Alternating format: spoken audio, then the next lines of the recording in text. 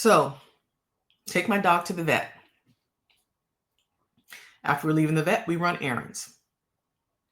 I go to the store, come out of the store. There are people gathered around my car. 3 people gather around my car. As I'm approaching my car, I say, "Hi, can I help you?" And they say, "Are you the owner of this car?" I say, "Yes." They say, "It is 85 degrees outside right now. Your dog is in here. The windows are rolled up. We're trying to figure out, do we just bust the windows? Do we call CPS? All this stuff." So I pull out my phone. I'm like, it's 71 degrees in my car. I have it on dog mode. One person said, "Oh, I'm sorry. I did not know. That makes perfect sense. I did not know. And I love animals. It scares me that people leave their animals in overheated cars. Like, I'm sorry." They go to their car. The other 2 were from another car. One of them was the most vocal, who was like, "You should put a sign in your window. This is going to happen again. You should put a sign in your window to let people know that your car's in dog mode, so they know that the dogs are safe, because we were thinking, do we bust the windows out? So all of this stuff that she's obsessing about, and now it's on me to take action to comfort her or to soothe her." And I say, well, maybe you should just ask questions, because dog mode, electric vehicles, mini electric vehicles, or other vehicles, you can program the heat remotely, or the air remotely.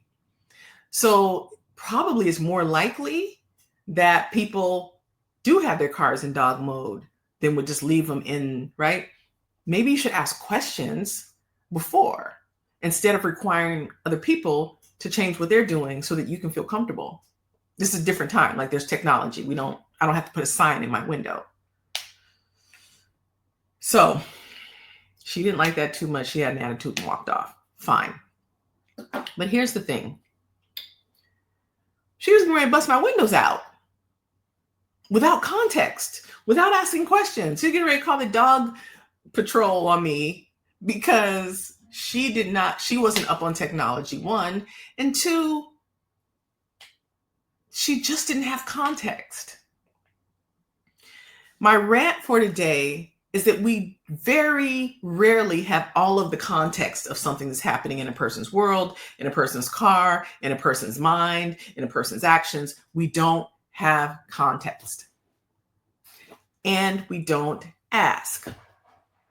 So many of us are taking actions, getting mad, cutting people off, doing this, doing all these things because they believe something and they don't ask questions and they don't have context. We got to stop doing that. Ask people some damn questions.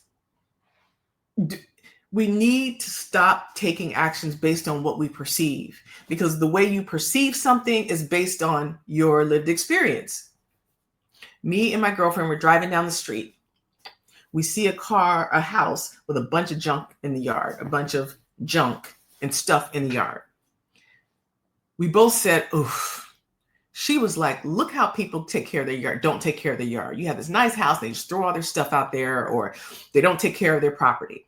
And I said, "Oof, they're being evicted," because that's my experience. So we saw 2 different things based on where we came from. So when you see something, more times than not, you're perceiving that through the lens of what you know to be familiar and what you've gone through, experiential. We need to do a better job at asking questions and talking to each other, and not taking a piece of data and creating this whole scenario around one piece of data. All right, that's my rant for today. Happy Thursday.